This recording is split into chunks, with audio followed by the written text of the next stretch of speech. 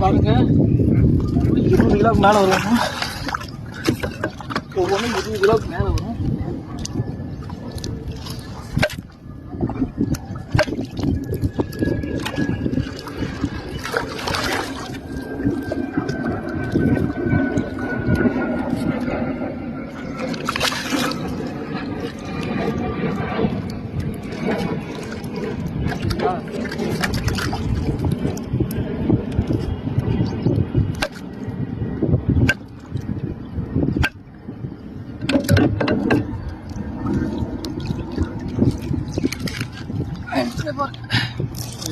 போக முடியல. 2 40 கிலோ வரும். அப்படின்ட்டா